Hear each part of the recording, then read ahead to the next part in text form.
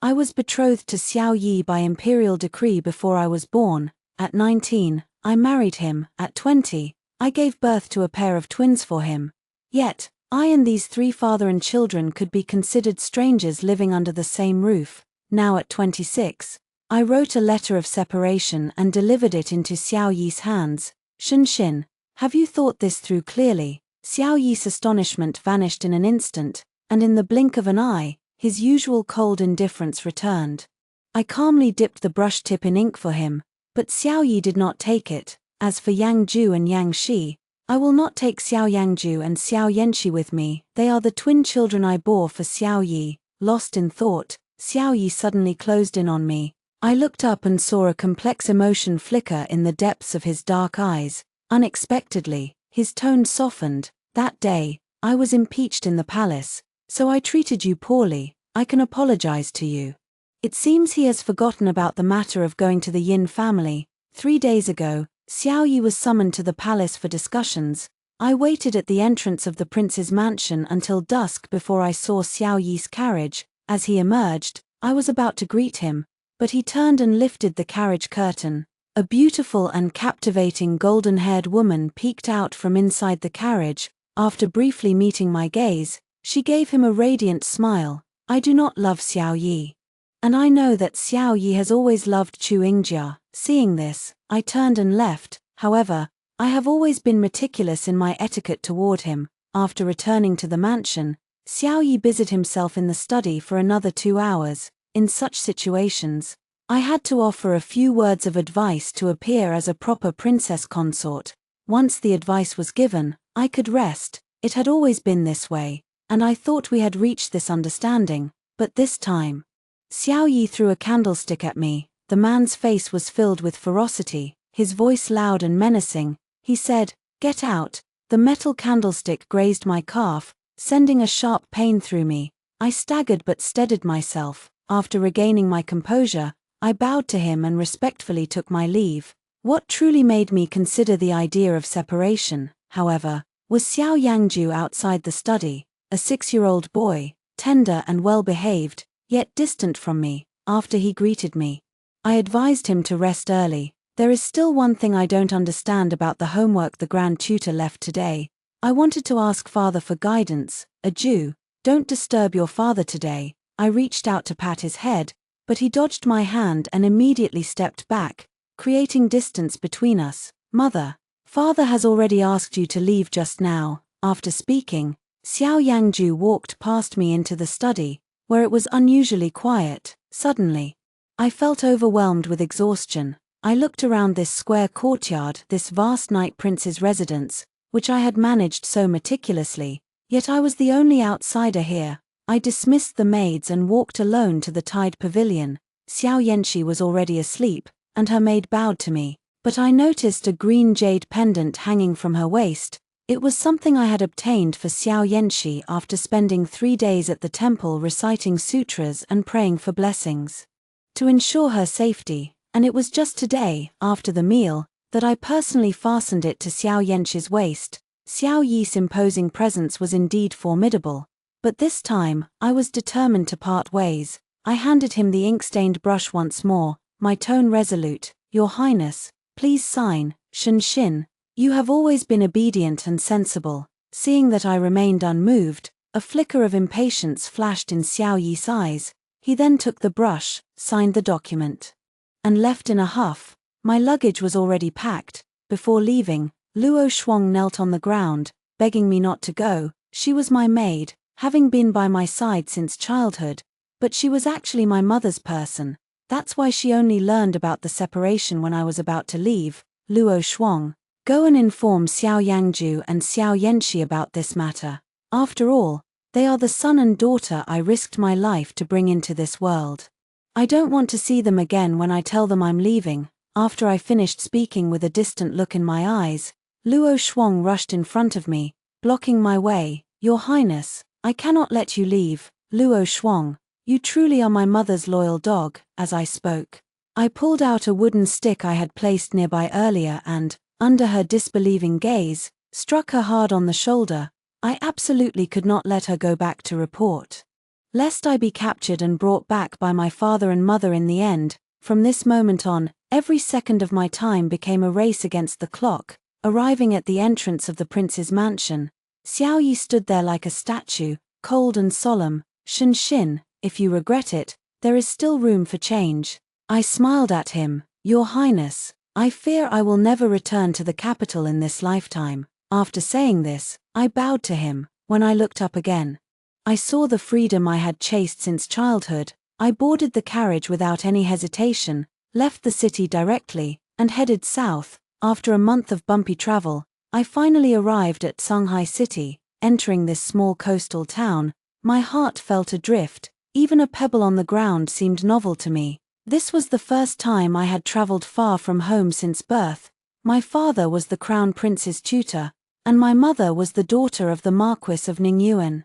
She was also a close friend of Xiao Yi's mother, Ru Fei. During the Lantern Festival banquet that year, Ru Fei and my mother were both diagnosed by the imperial physician as pregnant. The emperor was in high spirits and declared in front of all the dignitaries that if the two of them gave birth to a boy and a girl, regardless of who gave birth to the boy, they would be married in the future. Xiao Yi was born half a month earlier than me, half a month after his birth. He was infeft as the Prince of Yi. From then on, since my birth, I was labeled as the future Princess of Yi. Originally, we were supposed to marry at the age of 17, but that year, Consort Ru passed away. Xiao Yi observed a 3-year mourning period, and we did not marry until we were both 19. Everyone in the capital said that I was talented and beautiful, the noble lady of the capital, and Xiao Yi was an undefeated young general. We were a match made in heaven. However, some also said that I was quite dull. As a woman, my learning surpassed that of most men. What I remember most vividly was overhearing Xiao Yi's younger brother, Xiao Hao, and some young nobles from prominent families discussing in a tea house, "The Princess of Yi looks so serious and learned. When she and the prince are engaged in private matters, does she also strictly follow the books?" You know what, it's quite possible. Last time I went to the prince's mansion to visit my brother, I saw Xin sitting in the pavilion reading. The impression she gave me was that her eyes were full of rules, with no trace of human warmth. Marrying such a woman home is only good for showing off, nothing else. It's fine. Didn't my brother bring back the princess from Yanmi back then? That princess is still unmarried, waiting for my brother, once the princess gives birth to a child. Perhaps my brother will marry her as a concubine. Chu Yingjia was the princess of Yanmi, brought back to the capital by Xiao Yi when he was 16 years old, after he and Prince Xiao Cheng suppressed the rebellion in Yanmi. The life of a hostage is often not easy, but under Xiao Yi's protection, Chu Yingjia lived no differently from a princess of the capital. Upon entering Shanghai City, I paid the coachman and sent him on his way. Before finding a permanent residence, I first settled in an inn. The environment and food here were vastly different from those in the capital. At first, I couldn't adapt and even fell ill, but fortunately, it was nothing serious. After half a month, I recovered and adapted. Here, I chose a residence in a small mountain near Shanghai City. From here, I could see the endless sea. When I opened the window, I planted flowers in the courtyard, bought a horse, and ordered a bow from a craftsman. The money I brought with me was enough for me to live a carefree life.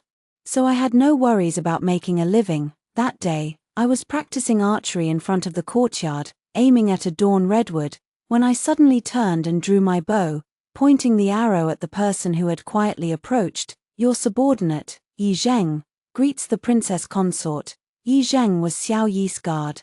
I withdrew my bow. "I am no longer your princess consort. What does Prince Yi want with me? You left something behind." Yi Zheng presented a handkerchief to me with both hands.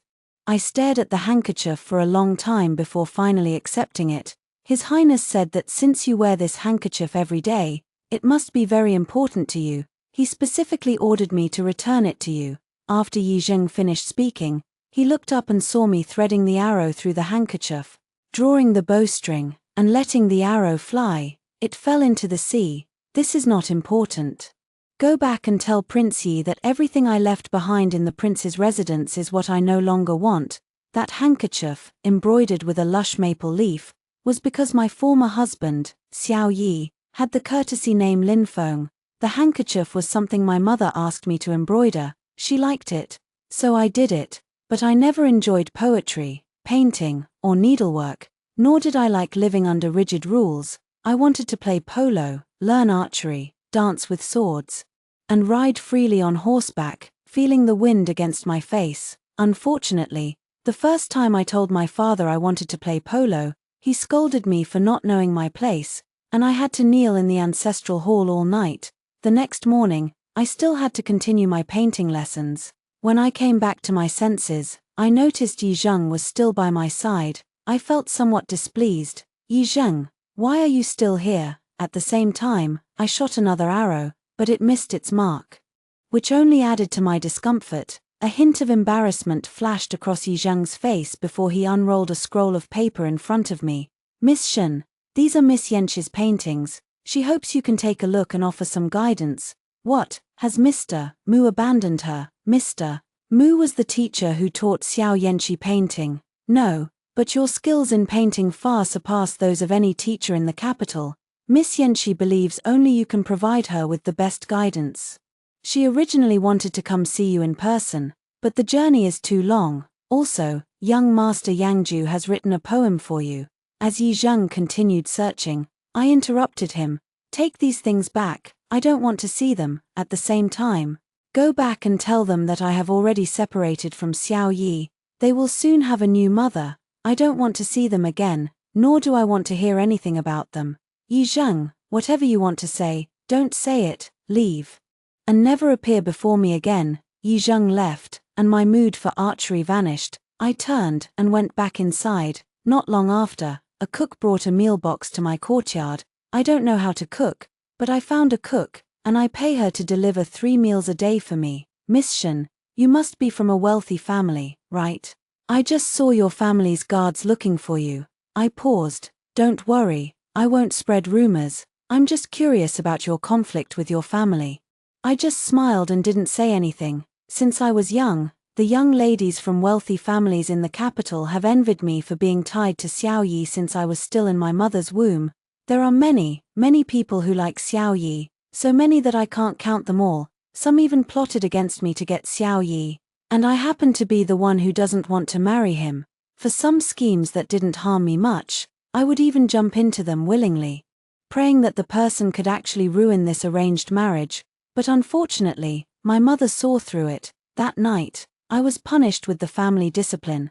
I knelt in the ancestral hall, and the rattan cane would lash me until my skin split and flesh tore. So, to ensure my body remained flawless, my mother used the family punishment on me. A bamboo strip as wide as an arm was wrapped around my body, and 2 people were ordered to pull the rope tightly. That was probably the closest I've ever been to death. They said, you have to marry the crown prince whether you want to or not. If you ever have any absurd ideas like running away from the marriage again, I'll beat you to death as if I never had this daughter. They didn't know that what made me want to escape the capital and escape Xiao Yi was neither Xiao Yi's cold treatment nor their strict daily discipline, but the books they made me read, the principles they made me understand, and the words they made me say. I have little impression of Xiao Yi when he was young, as he left for the border region of Yoni with his uncle, Prince Xiao Cheng. At the age of 10, he and Prince Xiao Cheng guarded Yoni for 6 years before finally pacifying Yanmi. On the day Xiao Yi returned to the capital, my mother took me to the city gate to wait for him, but what I saw was Xiao Yi riding a horse with Chu Yunjiao. I saw Xiao Yi smile gently at Chu Yunjiao, and I saw Xiao Yi hold her hand tightly. I smiled too. I thought, Xiao Yi would probably ask the emperor to revoke my engagement with him for this girl. However, that night, the emperor held a celebration banquet for them, and my mother took me to see Consort Ru. Consort Ru told me to relax, saying that Chu Yunjiao was just a hostage sent by Yoni, and no matter what happened between her and Xiao Yi, it wouldn't affect our engagement. My heart sank again, but I still held on to hope for Xiao Yi, hoping he would make a fuss for that girl. He did make a fuss, but Consort Ru fell ill. In less than half a month, Consort Ru passed away. Her biggest regret was not being able to see me marry Xiao Yi, and her last words were for Xiao Yi to treat me well. My marriage arrangement with Xiao Yi has been settled. fortunately.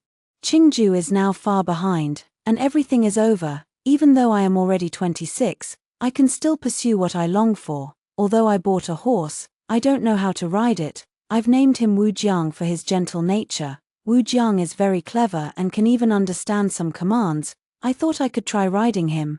So I led him to the large lawn to practice. But it seemed more difficult than I had imagined. I've read some knowledge about horse riding in books.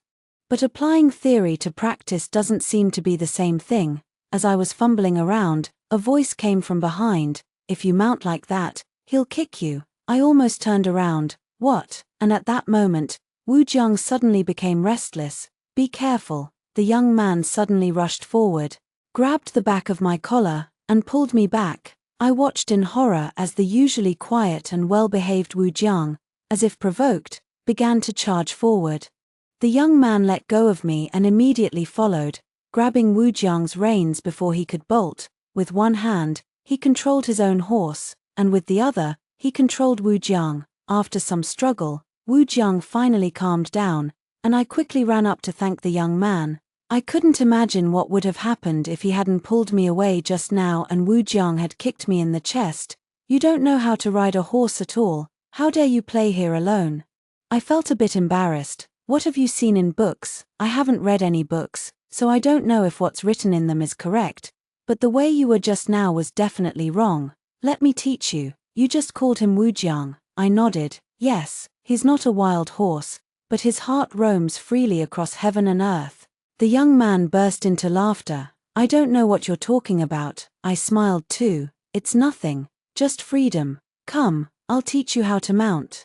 The young man demonstrated for me. I finally realized where I had gone wrong, and I never expected that after mastering the correct method, I succeeded on my first try. What a capable girl. This is my first time riding a horse, and I am both happy and excited.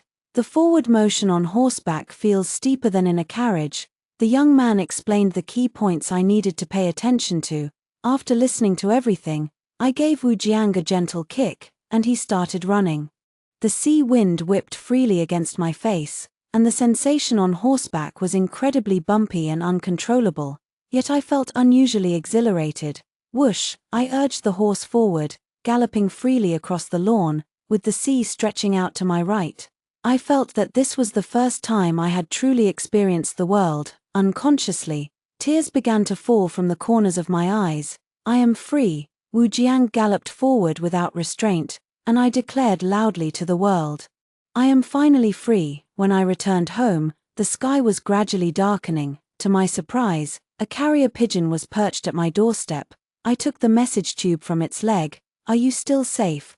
Grand Tutor Shen has been searching for you. Xiao Yenyang, I miss you. Xiao Yangju, I miss you too. Xiao Yanxi. After some thought, I finally picked up a pen to reply. Your Highness, our marriage was never a matter of mutual consent. If my father finds me now, there is no guarantee we won't return to how things were. I do not ask your Highness to conceal my whereabouts, but I hope you will not inform my father of my location. The only way Yi Zheng could have found me is if he had been following me all along. It seems I need to prepare for both possibilities and leave immediately if anything seems amiss. So, every day, I would ride Wu Jiang for a couple of laps, growing more familiar with him. Gradually, I even dared to compete with Li Mu. Li Mu is the young man who taught me how to ride. After another exhilarating ride, I never expected to see Xiao Yi, Xiao Yangju, and Xiao Yanxi at the entrance of my small courtyard. When I saw the family of three, my brows furrowed tightly. A flicker of confusion flashed in Xiao Yi's eyes. Though his expression remained unchanged. You've learned to ride a horse. Wow, Mom, you're so cool. Shina wants to ride too. Can you lift me onto the horse? I didn't answer, only tightening my grip on the reins in my hand. What are you all doing here? Mother, Elevenor misses you, and Arjo misses you too. How could you take them so far away when they're still so young? Xiao Yi stared straight at my letter. You didn't reply to them, so they cried and insisted on seeing you.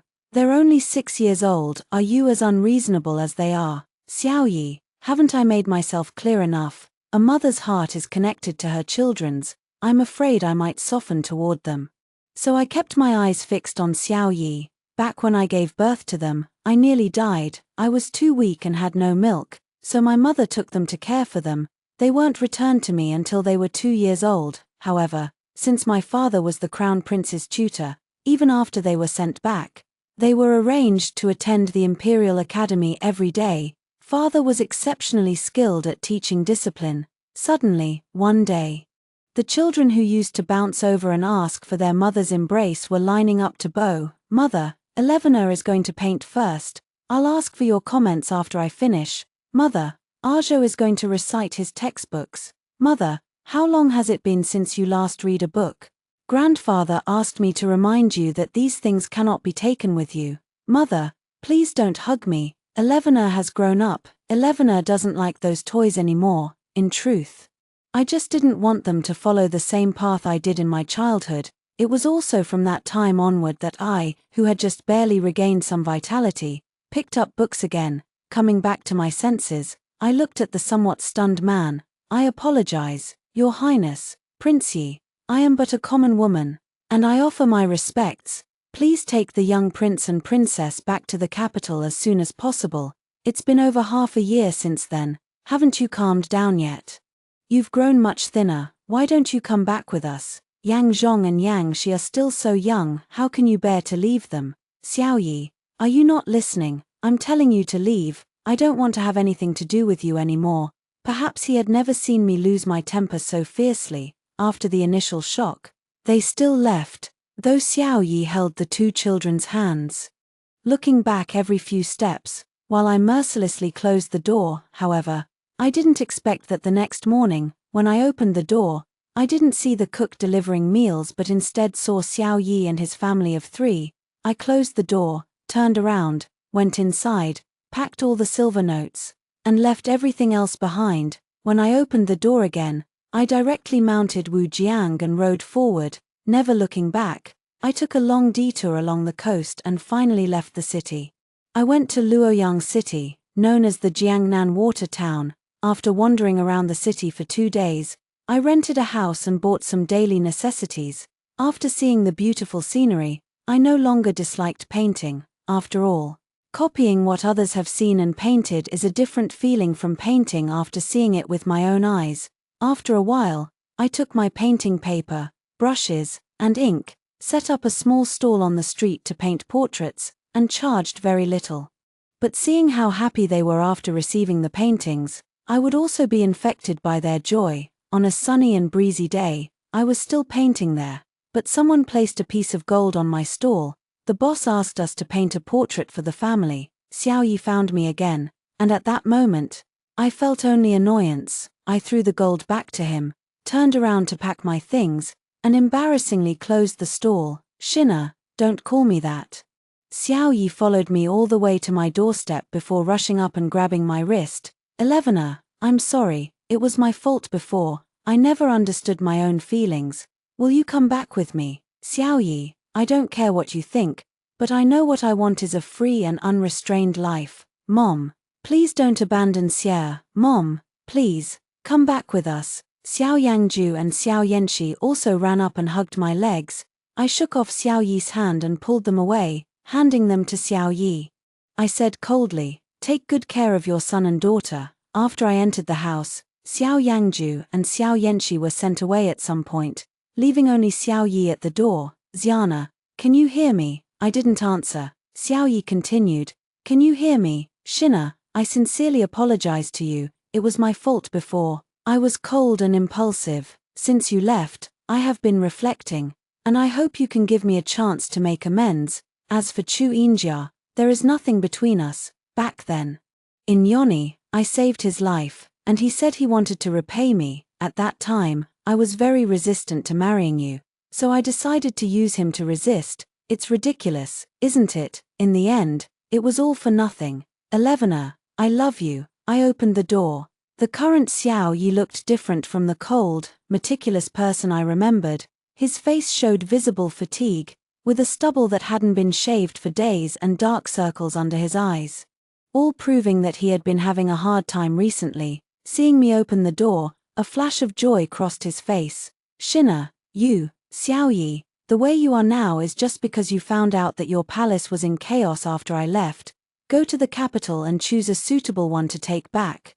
They will surely do what I did just as well. No, it's not that. Xiaoyi, you didn't love me before, and you don't love me now. It's because everything was done too well by me before.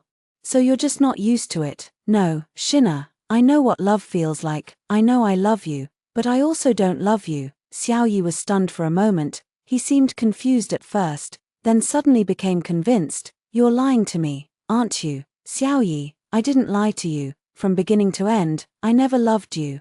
And I made many efforts to ruin our marriage, but in the end, it was all in vain. However, I must look forward because I have now obtained what I wanted. So, can you let me go?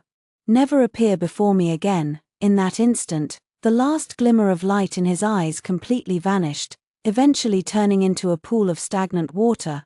But I won't return to the cage that once trapped me out of pity for him. It's not that there was no possibility for me and her.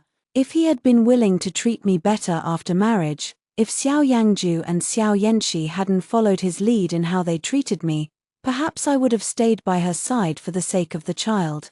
But there are no ifs, even if they have now changed their ways. I will not give up my freedom. I left again, not because I feared they would come looking for me, but because I wanted to see and live in more places. Xiao Yi was a prince of the great Ming dynasty, and he already had many official duties. This time, I made my words final, and I think he should no longer appear. 2 years passed, and I visited many places. I learned many things I had wanted to learn before. Occasionally, I still read books, but more often, I wrote some myself, recording what I saw, heard, felt, and understood. While hunting in the mountains, I unexpectedly saved an old gentleman who had been bitten by a venomous snake. He was a physician and told me which herbs to gather, how to save him, and how to use silver needles. After reviving him, he said I had extraordinary talent and insisted on taking me as his disciple. I refused, but he stubbornly stayed by my side. This man. How could he repay kindness with enmity? Yet, with him around, I gradually discovered that what he used didn't seem to be medicine but poison. I decided to take this master. I had always lacked a skill for self-protection, and poison was just right. I was found by Yi Zheng again, but this time, he wasn't looking for me, he was looking for my master. Only then did I learn that this old man was actually the famous poison immortal. I couldn't help but tease him. You little old man. You hid it quite well. After realizing the importance of respecting teachers and upholding principles, he reached out and tapped my nose. I never would have guessed that you, this little girl, are actually the runaway princess of the overbearing prince. Nonsense. What do I have to do with Uncle Li? Yi Zheng wiped his sweat on the side. Mr. Shu, Miss Shen, perhaps you should come with me to see the prince first. The old master, being advanced in years, could no longer hold a needle steady. Yi Shui, let my disciple accompany you instead. After saying this, my master pushed me forward, then took off like the wind, disappearing in a flash. Well, it seems I've been sold out again. I never expected that after telling Xiao Yi not to appear before me, I would end up appearing before him instead. But if he dares to tease me, I'll just give him a needle and poison him first. He has been sent by the emperor to this remote border town, which clearly shows he has been demoted. Yi Zheng explained Xiao Yi's situation to me. Miss Shen, His Highness was patrolling the city gates half a year ago when he suddenly coughed up a large amount of blood. The doctors couldn't identify the problem, and even the imperial physicians sent from the capital couldn't figure it out. In the end, it was speculated that His Highness might have been poisoned by a rare toxin. His symptoms include difficulty eating and occasional vomiting of blood. When I saw Xiao Yi again, he had completely changed. His cheeks were sallow and sunken, revealing the bones beneath. Yi Zheng woke him up. Your Highness, the disciple of Du Xian has arrived. Xiao Yi slowly opened his eyes. He didn't look at me but stared blankly upward, extending his hand.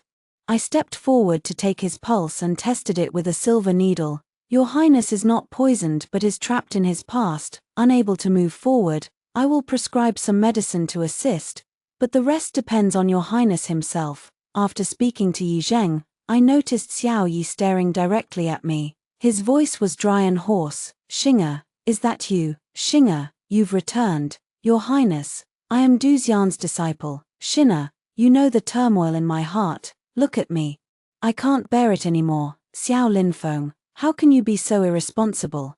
Do you remember that you are the prince of the great Ming dynasty, the father of Yang Zhong and Yang Shi, Xing'e, but you are also their mother. Do you know that since you left, every time I close my eyes, I think of you, the way you wrote poetry and painted, your every smile and frown. Since you've been gone, Yang Shi cries every day, and Yang Zhong has lost interest in his studies. Enough, where were you all this time? When I was in the prince's mansion, wasn't it you who treated me with cold indifference day after day, greeting me with icy disdain? During my time in the prince's mansion, you were like ghosts in front of me. What difference did it make whether you were alive or dead? Now that I've left you, you're putting on a show of deep affection. Husband, pitiful children, you're allowed to disregard me, but I'm not allowed to disregard you. How shameless is the prince, as a man. You have no sense of responsibility. If you had even a shred of conscience, you wouldn't use your suffering to bind me here. I will prescribe your medicine, but the next step is up to you. I left, and no one dared to stop me. I returned to the inn, where my master was drinking. I paid his bill and finished the remaining wine in his jug. I'm leaving. Are you coming with me? Of course, I must follow my disciple, the little old man chuckled. Only by following my disciple can I get a taste of meat. My mood improved slightly. We continued to wander the world. I never heard news of Xiao Yi's death, so he must have recovered. However, the little old man's health grew worse day by day. We found a house in the mountains and settled there. He told me to leave, but I insisted on staying to accompany him. The old man said that when Master was young, he had ingested too many toxins, and his body had long been failing. It was only thanks to meeting little Xing'e that he managed to survive this long. Xing'e, don't be sad, I've long had no attachments left in this life. Master no longer calls me little old man. Master, he wiped the tears from the corners of my eyes. The only one Master couldn't bear to part with was you. But Master knew that Xing'e would take good care of herself. Master quietly inquired about 11 on my behalf. Although Prince Yu has recovered, he is far from what he used to be. His 2 children seem to have grown distant from him and are unwilling to get close. He really deserves it. It's both ridiculous and infuriating, and I couldn't help but laugh in anger. Master, I don't care about them at all. Let's not talk about them anymore. I'll go catch a wild rabbit for you to eat. Over the years, Master and I often stayed in the mountains. He could only eat wild fruits, while I hunted pheasants and rabbits, slowly learning how to roast meat. Master could no longer walk, so every day he would move to the courtyard to bask in the sun and play a game of Dough, a game without boundaries. But on a perfectly ordinary day, I caught fish and brought back a wild rabbit, only to find that Master never woke up again. He left a note for me on the desk. 11 has the right to be free, like the wind traveling thousands of miles. May life be evergreen, and may the heart know no bounds. I handled his funeral arrangements and stayed alone in this small cottage for 3 months before setting out on my own path again. I will live on, carrying both Master's and my own beliefs. Perhaps when I grow old, I will also find a talented child, just like Master did, and pass on everything I've learned in my lifetime. But the mountains are high and the road is long. Let's take it step by step, singing as we go. Good night. Extra chapter, Xiao Yi's perspective. Ever since I can remember, I've been told that the eldest daughter of the Crown Prince's tutor is my fiancée. At first, I was a bit curious and wanted to see what my fiancée looked like. When we first met at a public banquet, I thought she was quite a cute girl, so I invited her to fly kites in the back garden, but she refused me. She said, "Your Highness, it is improper." She actually refused me. Every time I saw her after that, she sat there so properly, it was really boring. Later, I asked my mother and father if I could not marry her, but they told me it was impossible. After that, I started thinking of ways to escape the marriage myself.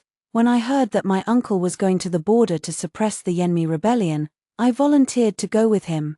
I was very interested in martial arts and unexpectedly ended up saving the Yanmi princess. The little princess was lively, but I wasn't interested in her. Every time I saw her, I thought, if only my fiancé could be as lively as this princess. Later, the princess said she wanted to repay me for saving her life. Suddenly, it occurred to me that I could use the princess to provoke Xianxia, but instead of confronting me as I imagined, she went straight to my mother to complain. I grew utterly disgusted with her. How boring. But I never expected that my mother's health was already failing, and my actions ended up pushing her to the brink of death. I blamed it all on Xianxia. It was all because she provoked me. Yet, because of this incident, my marriage to her became set in stone. After we married, he was as proper and uninteresting as I had imagined, and gradually I became numb to it all, thinking it wouldn't matter if we spent our whole lives like this. But when he gave birth to Yang Ju and Yang Shi, I was overjoyed. I went to see her immediately, but seeing her frail state after childbirth reminded me of my own mother. I grew afraid and began to avoid her. I thought we would continue to treat each other with respect for the rest of our lives, but then he wrote a letter of separation. At that moment, I was truly angry. What right did he have? I was the one who had been enduring all along.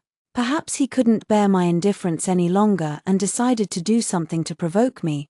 But why hadn't he done it sooner? If he had made even the slightest effort to please me, I wouldn't have been like this. I treated him well, and I let him have his way. I believed he would surely regret it, after all the effort he had put into marrying into the royal family, but I never expected he would actually leave the capital and go to such a distant coastal town. Suddenly, I regretted it. Under his repeated cold indifference, I panicked completely, and the shadow of Xianxia appeared before my eyes every day.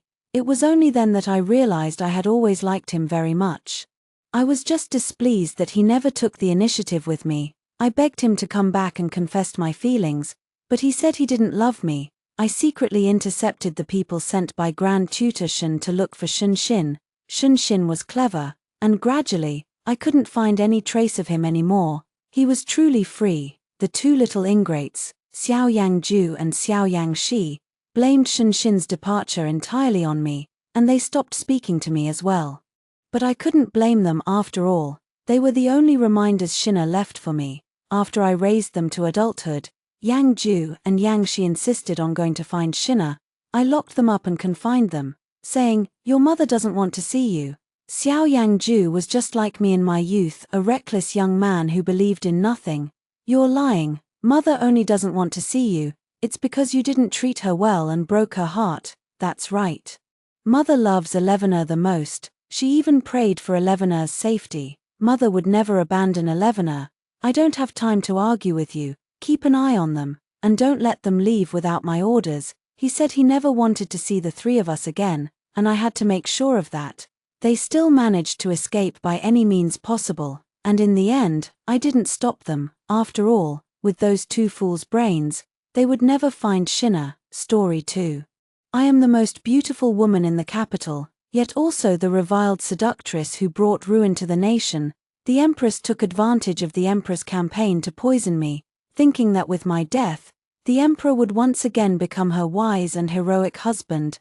But she didn't know that I was the last shackle restraining the Emperor's bloodthirsty and ambitious nature. With my death, he went completely mad. I died on the second day of Chu Lishi's departure for the campaign. Taking advantage of the deep night, the Empress sent several strong matrons to my Qixia palace to bind my hands and feet and drag me before her. Dressed in luxurious robes, she looked down on me from above, first savoring my wretched state, then hurling the most venomous curses at me. "How dare a lowly servant like you become a noble consort?" Rising above me, "Die. Once you, this bewitching consort, are dead, His Majesty will remember me again and become my husband once more." Her shrill laughter echoed in my ears, her face twisted and terrifying. I watched her coldly. I knew she hated me, but I never imagined she would dare to kill me. The poisoned wine burned fiercely through my throat, bringing unbearable agony. Weakly, I turned my head and saw a newly sewn inner garment laid out on the embroidered bed. Chu Lishi disliked the overly soft fabrics of the palace, so every month I would sew a few inner garments for her using cotton blended with linen thread. This was the first one of the month. I had originally intended to give it to her before her departure, but that day we had a quarrel and parted on bad terms, so I forgot. I had planned to send someone to deliver it to the border tomorrow, but now it seems it will never reach her. In the last second before my consciousness faded, I suddenly thought of Chu Lixi, that handsome, heroic face, eyes bright as stars, and those words, "Ah, wait for me to return. Ah, I am about to die, Chu Lixi. I cannot wait for you anymore. Perhaps my death is unjust." My soul did not dissipate but instead passed through the layers of the deep palace and arrived at the border. Beside Chu Lixi, her deputy general, Xianlai Zhonglian, strode closer. His silver armor gleamed with a cold light, the brown hem stained with blood, dripping step by step onto the ground. Without a doubt, he had just returned from the battlefield, likely after a great victory. Though she had been on the throne for a long time and rarely showed her emotions, the deputy general's face and eyes were filled with unconcealed joy. "Your Majesty, your first battle has resulted in a great triumph. That old fool from the Song family, I doubt he will dare to show any dissatisfaction toward you from now on." The Song family, the Empress's own clan, was led by General Song, the great general who guards the nation, who held military power with 80,000 elite troops, initially. General Song had relied on this to assist Chu Lixi in ascending the throne as emperor. Later, after her accession, instead of reclaiming the military power to show trust in the old minister, it had become a balance of power between ruler and subject. The deputy general spoke indignantly. "Before you left, the southern barbarians were constantly provoking us, yet he refused to send troops to suppress them, claiming it was to guard against their treachery. In reality, he was resentful because you punished the empress by confining her to Fengong Palace, hoping to force you to relent and release her.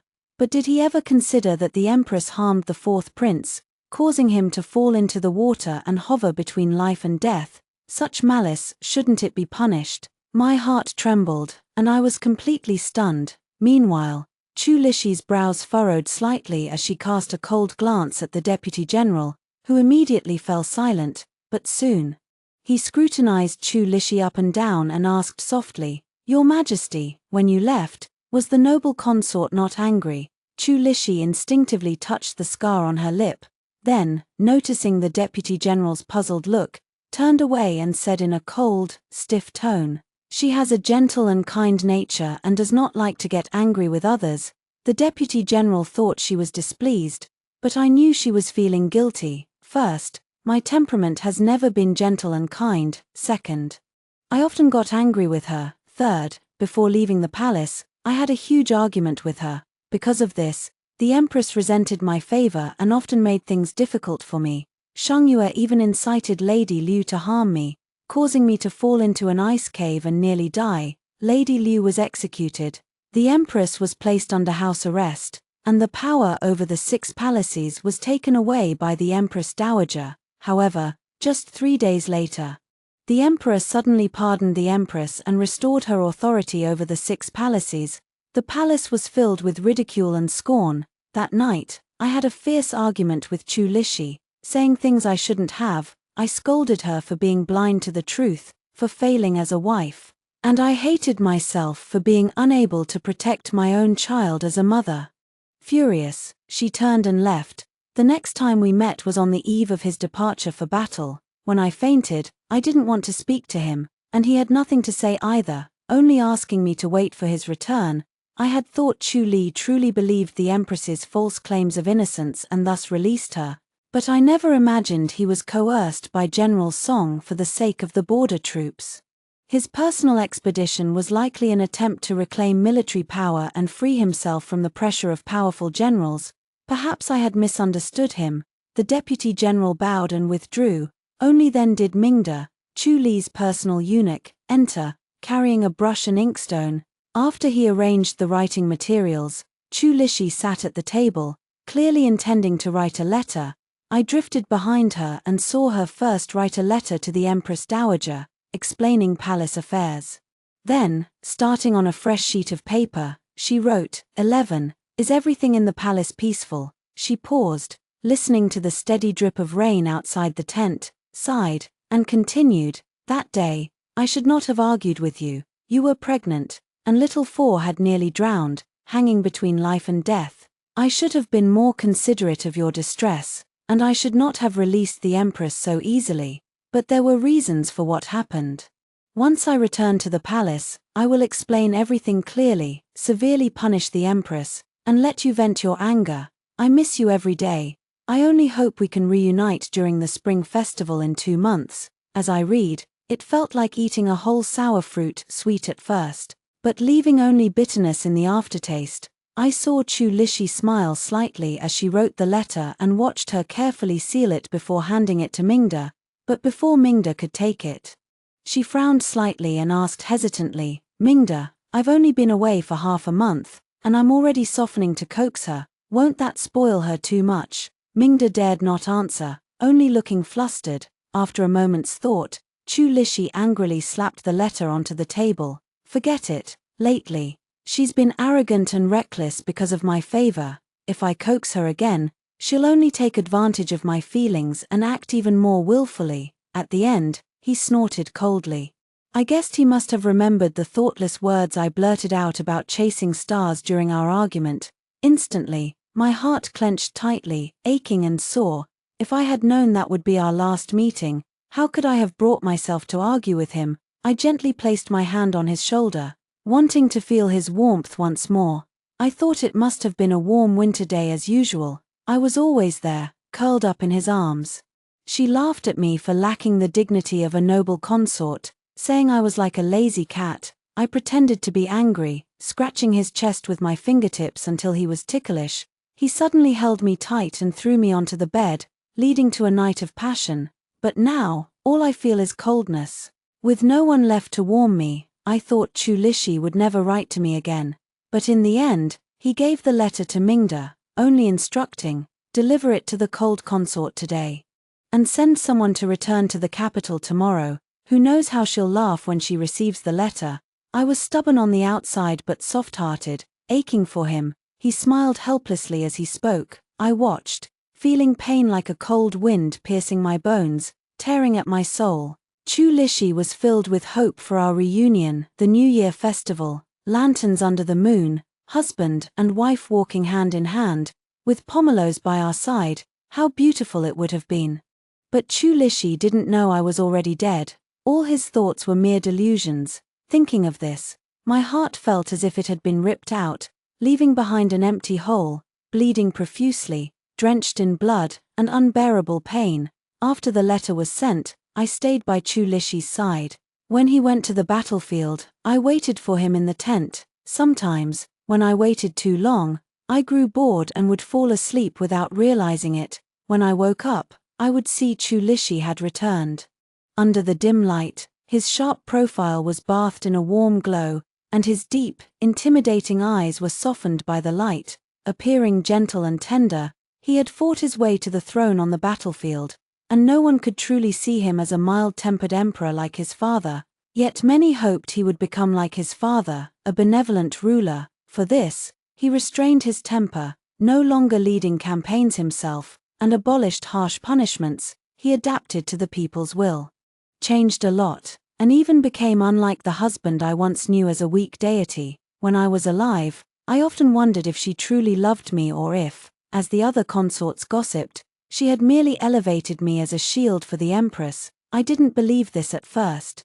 But when Wanna nearly died tragically and she easily let the empress go, I was truly frightened. So I went mad, became frantic, leading to our last meeting, which was so wretched and humiliating. I drifted to Chu Lixi's side, gently leaning against her shoulder, and whispered, "I wronged you. I'm truly sorry." Chu Lixi suddenly stopped writing. I thought she had noticed. I looked up at her, my eyes unconsciously filled with a hint of hope. These days without anyone to talk to were too unbearable.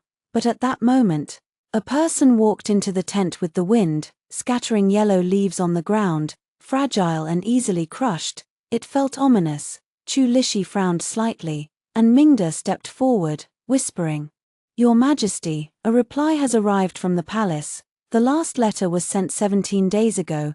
Chu Li only washed her face and quickly motioned for her to come closer. Mingda took out 2 letters and explained, "This one is from Her Majesty the Empress Dowager, and this one is from Her Highness the Noble Consort." Chu Li only thought for a moment, first reading the Empress Dowager's letter. It mentioned that all matters in the palace were going well. The empress, along with the other consorts, often paid their respects to her, and the fourth prince was safe and sound, settled in his showered palace, with everything stable. Noble consort, she had developed an allergic rash on her face, and Xianxia wore a light veil, but she was already much better. There was no need to worry excessively. When Chu Li only read the last sentence, her brow furrowed deeply. She pondered for a moment, then picked up the other letter. It didn't contain many words, just a single line: I, too, miss your majesty and wish you victory in every battle. The handwriting was the elegant and refined style I often used. It seemed the empress had indeed done a lot of preparation before trying to kill me, and who knows how long she had been planning it, though it was just one sentence. Chu Li only stared at it for a long time. Her fingertips brushed over the words for a moment, her expression growing increasingly somber. Then she took a deep breath, looked at Mingda, and said coldly, "Return to the palace immediately. Make sure you see with your own eyes that the noble consort is safe and sound. The empress has made a mistake, and I can't guess what it is. When I write to Chu Li privately, I never address him as your majesty. I only call him by his childhood name, Baiyu Zhen Song Jing Bai Sui." The late Emperor Yumu had hoped that his youngest son would become a learned gentleman who never stained his hands with blood, but he never expected that Chu Li would become an invincible god of war on the battlefield. From a minor prince in a remote fiefdom, he rose step by step to the highest position, killing as he went, killing his rebellious elder brother who murdered their father, killing the former empress who controlled the court, killing the sycophants who misled the ruler, and killing the soldiers who were disobedient or disrespectful. Step by step, inch by inch, things went against his father's wishes. He had long been stained with blood, but he was a gentleman, unbound by status. He could eat and sleep alongside the soldiers at the border. He didn't require the soldiers to call him your majesty, only general. Here, he was not the emperor sitting high in the palace, but a general who wielded a sharp sword and led his troops from the front. The border had achieved a great victory, and the barbarians had retreated. 100 miles away, at the victory banquet, the soldiers laughed joyfully and drank to their heart's content. Yet, Chu Li only occasionally found himself gazing into the distance with a dazed expression, toward the direction of the palace. She is worried about me. At that moment, a young soldier approached with a grin and asked, "General, I've noticed you often look at the jade pendant on your waist. Does it have some special story?" Chu Li was taken aback, his gaze falling on the pendant. The jade was warm and smooth, clearly having been frequently held and caressed in the palm of his hand. A faint, gentle smile touched his lips. "No special story, it was just a gift from my wife before I left." Wife. My heart skipped a beat, and for a moment, my mind went blank. This jade pendant clearly. Upon hearing this, the soldiers sighed in admiration, saying, "The emperor's affection runs deep. Truly enviable." But Chu Lishi waved his hand dismissively, took a fierce gulp of wine, and said, "It's not the empress." His voice was not particularly loud, audible only to those nearby. "If the emperor's wife is not the empress, then who could it be?" Everyone was stunned, but Chu Lishi remained oblivious.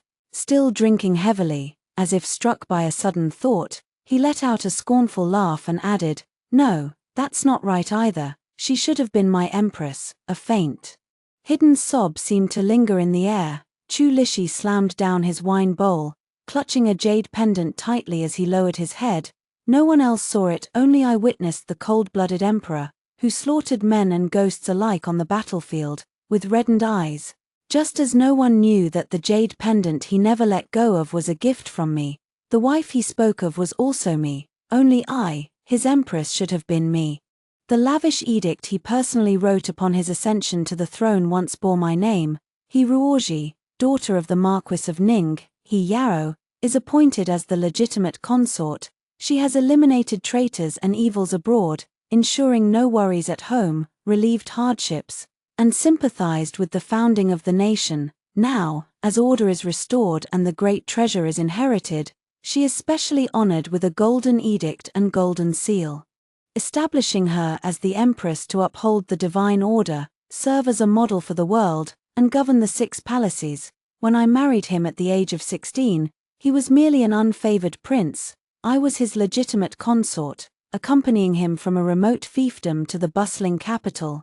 The He family army of 100,000 strong was reduced to just 30,000 in the end. I had no elder brother, and my father, wounded in battle, could never return to the frontier, but the political situation was turbulent. And public sentiment was unstable. The southern barbarians were also growing restless. Chu Li only needed a general to guard the frontier and intimidate the Song family, a duty he naturally could not shirk. However, the Song family needed an empress, so my edict of appointment as empress was burned.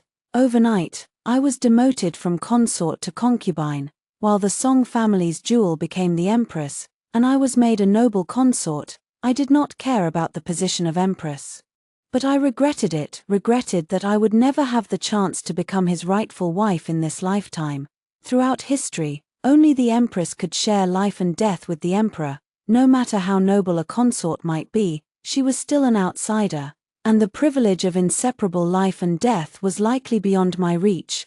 Thinking of this, I suddenly felt a trace of melancholy. I wonder where the empress has thrown my corpse now. The poison was too potent. My death must have been a ghastly sight.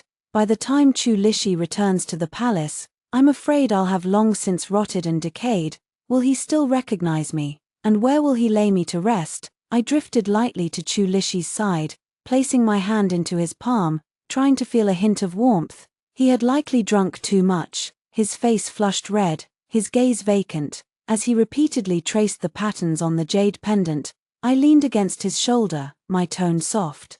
As if afraid to disturb him, I said, Chu Lixi, I miss you a little, even though you're right here. Wanting to hold you has become an impossible wish. Chu Lixi, please find me soon, okay? At the same time, a panicked, hoarse voice came from the distance. Your Majesty, Your Majesty. I looked up and saw that Mingda, who had returned to the palace several days ago, had come back.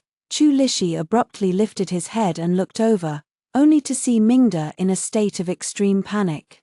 Stumbling as he rushed forward and knelt before him, before he could even speak, sobs escaped him. Chu Lixi was taken aback for a moment. Mingda, what's wrong with you? But the next second, he suddenly remembered the task he had entrusted to Mingda, and his heart grew uneasy to the extreme. He took a step forward, grabbed Mingda's collar, and demanded sharply, Have you seen the noble consort? Is she all right? Mingda looked up, his hoarse voice mingled with sobs, yet his words were clear. Your Majesty, an epidemic has broken out in the palace at some unknown time. Her Majesty the Empress took swift and decisive measures to contain its spread, but the noble consort, he choked for a moment, his body trembling, whether from cold or fear. But the noble consort unfortunately contracted the illness and has been unconscious for 5 days. The imperial physicians say that if she does not wake within the next 2 days, she may never wake again. Your Majesty. Chu Lixi froze for an instant, his gaze vacant, as if he hadn't heard Mingda's words, yet when he looked at Mingda, his eyes were clouded with a deep, dark intensity. He clenched Mingda's collar tightly, the veins on the back of his hand bulging. I watched him, his despair like that of a trapped beast, and drifted to his side, wanting to comfort him. But I couldn't touch anything. Don't worry, Chu Lixi, don't be afraid, I said, my voice trembling, trying to soothe him, just as I had many years ago when he first heard the devastating news of the late emperor's passing. Back then, I stayed by his side, held him close, and repeated over and over, Don't be afraid, Chu Lixi, I'm here. But now I am no longer here, and he can no longer hear my words. Even though we are so close, the living and the dead are worlds apart. What separates Chu Lixi and me now is not distance, but life and death. The entire tent was as silent as death until Chu Lixi suddenly released his grip. His expression twisted with rage as he roared, Impossible, absolutely impossible. With that, he turned and strode toward the stables without looking back. Everyone was astonished. Was the emperor planning to return to the palace immediately? But the border was still unstable. How could the vanguard general be absent, yet? Seeing Chu Lixi's resolute expression, no one dared to step forward to stop him. only Mingda suddenly threw himself at Chu Lishi's legs, halting his steps, and spoke in a sharp, piercing voice, "Your Majesty, you cannot return to the capital, the imperial consort is unconscious, and the imperial physicians dare not sleep day or night. Even if you return, it will be of no help. But now, the southern barbarians are retreating again and again, the recovery of the lost territories is within reach. If you wait for the southern barbarians to regroup and disturb the border again, the people will suffer once more. Your Majesty, you cannot leave." Chu Lishi kicked Mingda 3 meters away, but Mingda, ignoring the pain, lunged forward again, his voice hoarse and desperate. "Your Majesty, do you still remember General his dying wish to recover the lost territories? Your Majesty, you are the Emperor. Your Majesty, you are not just the husband of the imperial consort alone. You are the Emperor of millions of people. How can you prioritize personal feelings and love over the greater good?" These words struck like a thunderbolt in broad daylight. Chu Lishi's struggling movements paused, he lowered his head to look at Mingda, and the soldiers behind him knelt one after another, pleading with him. A trace of confusion flickered in his dark eyes. In that moment, he seemed as helpless as a child. I stood by his side, quietly holding his hand. But I felt an overwhelming sorrow. He was crying, Chu Lishi was crying in his heart, and I wanted to cry too. I wanted to tell him not to return to the capital for my sake, that all of this was the Empress's plan to cover up her attempt to poison me. I was already dead. Chu Lishi, you are the Emperor. You are the Emperor who bears the responsibility for millions of people. You must not take risks for me. But even if I said it, he could not hear me. Mingda spoke again. His voice filled with unbearable grief. "Your Majesty, the imperial consort cherished you the most. She would never want you to take such a risk to return to the capital." After these words, Chu Lishi stopped struggling entirely. He stood frozen, as if turned to ice. Behind him, the thousands of soldiers who revered him as their sovereign knelt in the distance, waiting to follow him in reclaiming the territories lost for 2 dynasties and intimidating the southern barbarians. This would be a glorious chapter in Chu Lishi's imperial history, but Chu Lishi turned his head to gaze into the distance, refusing to blink for a long, long time, until a single tear fell. His thin lips moved, but no one could hear his words clearly. "Then what about my wife? What about my Yao Yao? Who will take care of her besides me?" My heart felt as if it were being torn apart. I stepped forward and embraced his tall, majestic body, feeling the endless despair spreading from his heart. I whispered softly, "It's all right, Chu Lishi. Don't be afraid, I am with you. So don't be afraid." Chu Lishi stayed. In the war against the southern barbarians, he became increasingly fierce on the battlefield. Wherever his army went, corpses littered the ground. The southern barbarians retreated again and again until they were forced to surrender the lost territories and pledged to submit as vassals, offering annual tributes of cattle, sheep, and horses. The soldiers stood on the wetlands that had been lost for nearly a century, cheering, laughing, singing, and dancing. Yet no one noticed that from that day on, their emperor never smiled again. He was haunted by nightmares at midnight, waking in panic, unable to sleep peacefully day after day. But during the day, he had to don his armor again, leading his soldiers to charge into battle. In less than half a month, he grew gaunt and haggard. As soon as the war ended, Chu Lishi rushed to the capital without a moment's rest, riding day and night for 7 days and 7 nights. The scars on Chu Lishi's body healed and reopened, but he had long since paid them no mind. His heart and eyes filled only with his wife, who lay unconscious in the imperial city. Watching him, I ached too, and I wanted to tell him, "Chu Lishi, don't rush." But just as they entered the imperial city, they heard the heavy tolling of a bell from deep within the distant palace. Once, twice, thrice. "The imperial consort has passed away," someone in the crowd shouted, and then, unexpectedly, some among the common people burst into laughter, exclaiming how wonderful it was that the wicked consort was dead. Just as His Majesty has reclaimed lost territory, the wicked consort dies, a double blessing indeed. That wicked consort has harmed countless loyal subjects, and at the beginning of the year, she even slandered the Grand Tutor Wang's family into exile. What a good man Grand Tutor Wang was, someone asked doubtfully. But wasn't Grand Tutor Wang punished for corruption, bribery, and selling official positions? I don't believe it. And how virtuous the Empress is, if not for her proper handling of the recent plague, who knows how many would have died, yet such a good person was trampled underfoot by the wicked consort, and to this day, she doesn't even have a prince, in that case. It really is good that the wicked consort is dead. Many of the common people nodded in agreement. No one noticed that the two who had spoken first exchanged a glance and quietly disappeared into the crowd. A cold, deep voice sounded beside Mingde. Follow them, bring those two back to me. Mingde quickly turned to look at Chu Lixi, only to find that His Majesty, who had been beaming with joy just moments before, was now deathly pale, his shoulders trembling, his eyes bloodshot as he stared at him like a ghost. Mingde hastily nodded in acknowledgement. I leaned against Chu Lixi's back, gently patting his spine as if soothing a crying child, softly and tenderly saying, "Don't take it to heart, Lixi, they're just rumors. I've never cared about the Empress's clumsy schemes all these years, I've never taken them to heart. So don't be angry on my account." I followed Chu Lixi as he rode into the depths of the palace.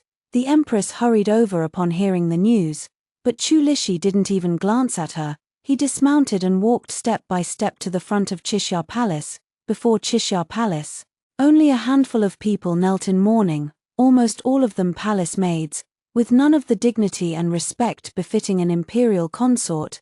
Chu Lixi wanted to enter the palace, but the Empress blocked his way. "Your Majesty, the imperial consort died of plague, which is highly contagious. For safety's sake, you must not enter." But Chu Lixi's dark, heavy gaze fell upon her, filled with intense mockery. "Does the Emperor need your permission to see his own imperial consort?" The Empress's face paled slightly, but she insisted, "Your Majesty, I am only thinking of your well-being. If the imperial consort were alive, she would surely not want to see your Majesty acting so recklessly. Please reconsider." Percent. The Queen knelt at her feet, and the officials who had rushed to the scene also knelt in agreement, but Chu Lixi didn't even glance at them, walking straight toward the Chixia Palace. Such disregard showed she held no one in her eyes. The Queen, in particular, was publicly humiliated. I turned to look and saw that the Queen could no longer maintain her usual grace and composure. Her face was ashen, and she gripped the hand of the palace maid beside her so tightly it was clear she was furious. Yet she dared not utter a word, nor did she dare to approach again. "It serves you right to be angered to death." I curled my lips in delight, and at that moment, Chu Lixi's gentle voice sounded beside my ear. "The imperial consort has returned." I turned my head to see Chu Lixi slowly pacing to the bedside. The bedchamber was filled with the bitter scent of medicine.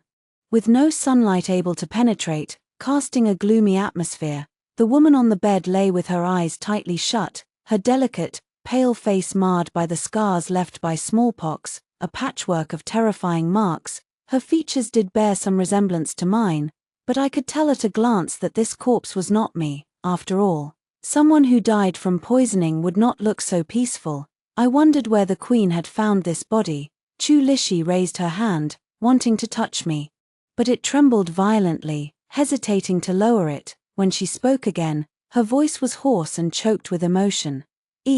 I'm back. Baiyu is back. Open your eyes and look at me. I've reclaimed the lost territories. And I've driven the southern barbarians who once bullied us and injured Yuzhong into a humiliating retreat. They say they are willing to pledge allegiance to me. I've fulfilled General his wishes for you. Our eldest brother did not die in vain. I've avenged him. Are you happy? Won't you smile for me?" I remained still, asleep. Chu Lixi could no longer suppress the sob in her throat, and tears fell drop by drop. Are you angry that I didn't rush back to the capital immediately to be with you? I was wrong. I was wrong. I was truly wrong. I shouldn't have argued with you. And I shouldn't have spared the Queen. You were right. I am unworthy as a husband, and even more unworthy as a father. Hit me, scold me, but please don't sleep anymore, okay? Won't you open your eyes? Don't leave me alone. I'll be afraid, terrified. I beg you." As she spoke, she took my hands and pressed them against her cheek, but the next moment, Her expression changed abruptly. She held my hands before her eyes, examining them carefully, and her face grew increasingly grim. Finally, she flung my hands away, her eyes bloodshot, like an enraged demon. This isn't right. This isn't Tianyao. She had finally recognized me. The queen had made another mistake. It was indeed difficult for her to find a woman who resembled me by 70%, but she forgot I was never a pampered noble lady from the capital. I am the daughter of a general, skilled in horseback riding and archery from a young age, and I endured many hardships later in the fiefdom. My hands could never be this delicate, pale, and tender. Chu Lixi would definitely recognize me. I believed in her. I had always believed in her, watching the man pacing helplessly in the grand hall. Roaring like a trapped beast, tears streamed down his face as he cried out, "Where is my Yao Yao?" Yet even as I responded to him over and over again by his ear, saying, "I'm here, by you," he could not see me, nor could he hear me. Heaven is always like this. Just when people think their suffering is finally over and sweetness is about to arrive, it delivers a heavy blow that shatters them, then tells them, "This is fate." No one but me knew what had truly happened in the Qixia Palace. The Empress was even more unaware that Chu Lixi had long since discovered the anomalies surrounding the body. With an extremely calm demeanor, Chu Lixi deceived everyone. She held a grand 7-day funeral for the imperial concubine Sang Yi, and in the end, posthumously honored me as the filial and righteous empress. All the officials were shocked by the matter of life and death. How could there be two empresses? Such absurdity. Yet Chu Lixi insisted on it, and no one could stop her. Nor did anyone dare to try. My reputation as a bewitching concubine spread throughout the court. Many regarded me as a modern-day Bao Sai or Deji, a seductress who misled the ruler, hoping that with my death, their emperor would become a sage ruler for the ages. However, after he reinstated cruel punishments and executed overstepping ministers on the spot one after another, everyone realized that there was no one left in the court who could soothe the emperor's wrath. Chu Lixi was like a sharp blade unsheathed, gleaming with a cold light. To touch it meant death. The court officials trembled in fear, terrified that this blade would fall upon their own necks. The officials began to miss the imperial concubine, yet at the same time, Chu Lixi seemed to have forgotten about her, showering all his favor upon the empress. Every time he visited the rear palace, he stayed in the empress's chambers, even when the imperial concubine was at the height of her favor. Chu Lixi would occasionally visit other consorts' palaces upon the empress dowager's advice, but now, Chu Lixi seemed to have forgotten everyone else, remembering only the empress. The rear palace could not help but feel some resentment toward the empress. It was at this time that the empress's younger brother, Song Chengshu, was impeached by the Ministry of Personnel for forcibly seizing commoners' daughters, *** subjects' wives, and even allowing his wicked servants to publicly beat commoners in the streets. Dozens of corpses, both men and women, old and young, were unearthed in his backyard, all bearing horrific wounds and a gruesome appearance. When this matter came to light, the court fell into solemn silence. In less than a day, Chu Lixi sentenced Song Chengshu to beheading. No one in the former court dared to plead for him, fearing they would be implicated. But how could the empress, who shared a deep bond with Song Chengshu, not plead for him? Chu Lixi simply refused to see her.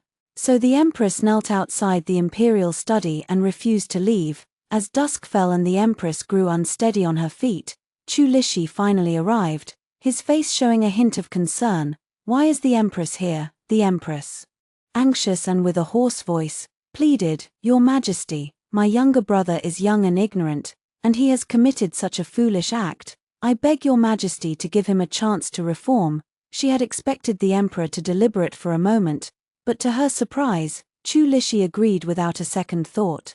"Since the empress has spoken, let it be changed to exile." At these words, everyone was stunned. After all, the verdict had been announced.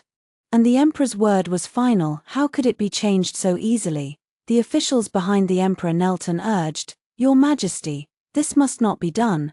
But Chu Lixi did not even glance at them, instead helping the empress to her feet and slowly walking away. The empress, seeing him act so gently, looked at him with cold eyes, momentarily speechless.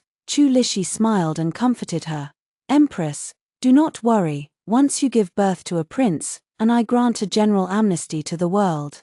Won't your brother return? Otherwise, if I were to release him so easily, how would I explain it to the people? The empress was taken aback. Chu Lixi nodded and said, Indeed, although I have 4 princes, I still lack a legitimate heir, but in reality, only the 4th prince was still alive. The first 3 princes had all died young. The 4th prince was born to Empress Xiaoi, so wasn't he the legitimate heir? The empress's gaze held a hint of probing, but Chu Lixi seemed oblivious.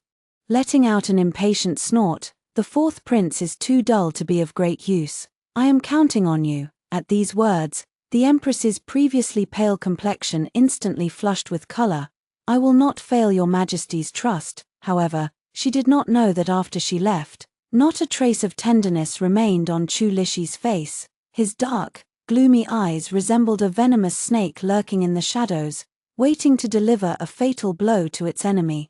As soon as the news of Song Chengxu's sentence being changed to exile spread, rumors began to circulate that it was the empress who had pleaded for him. The emperor's favor for the empress was so great that even his final word could be altered. The rumors grew increasingly intense, and eventually, some even praised the empress for having the demeanor of the empress of the previous dynasty. As a member of the inner palace, she was not content with her role, intending to control the court, interfere in state affairs, and bewitch the ruler with her words. I saw the empress re-enter the palace, her face livid with rage, and in one furious burst, she smashed every porcelain vase in the palace. I felt nothing but immense satisfaction, the kind of bitter, unspoken grievance that the empress had endured for 5 years longer than I had. Now it was finally her turn to taste it. It was just a pity that back then, she had gone to such lengths to tarnish my reputation, allowing others to sow discord and discontent. Yet Chu Lixi never believed a single word of it. Instead, she exhausted every effort to cheer me up. She loved me and was self-aware. Knowing I had suffered because of her, she naturally treated me with the utmost care, but the empress received no such treatment. Even when she repeatedly sought an audience with Chu Lixi, she was turned away at the door. Her anxiety grew until one day, overwhelmed by agitation, she fainted and was then discovered to be 2 months pregnant. As soon as the news broke, Chu Lixi set aside state affairs without hesitation to visit her. Empress, what's wrong? The empress leaned pitifully into Chu Lixi's embrace, weeping like a rain-drenched pear blossom. Your Majesty, my heart and soul belong only to you. I have no intention of meddling in court affairs. You must believe me. Chu Lixi smiled faintly. But wasn't it you who pleaded for Song Chengxu's sentence to be commuted? The empress froze, but before she could respond, Chu Lixi had already taken her hand, soothing her gently. Enough, none of that matters now. What's most important is for you to rest and safely give birth to a prince. Instantly forgetting all her grievances, the empress adopted a delicate, coquettish demeanor and whispered, Your Majesty, stay with me tonight, I'm so afraid. Chu Lixi looked at her but could not refuse. Consort Song is waiting for me. I must go see her. With that, she turned and left without looking back. I glanced back and saw the empress, seething with hatred, snap her long fingernail. Her delicate face was frosty, twisted with a hint of ferocity. Consort Song's father is truly thoughtful. Worried that I wouldn't be able to serve your Majesty during my pregnancy, he sent in a cousin. How considerate. As she spoke, her face grew increasingly pale, a foreboding sign. Her maid, Tsueyu, quickly tried to calm her. Your Majesty, you must not get upset. Once you give birth to the imperial heir, Consort Song will no longer be necessary. Just then, a respectful voice came from the doorway. Your Majesty, it's time for your medicine. This was the tonic the emperor had personally prescribed daily since the empress became pregnant, a gesture of his affection. The empress's expression softened slightly. Tsueyu hurried to console her. His Majesty truly cares for you, worried that you might suffer during your pregnancy. He even personally instructed the imperial hospital to prepare this calming tonic. Her voice dropped to a whisper at the last sentence. Even Empress Xiaoi never received such treatment.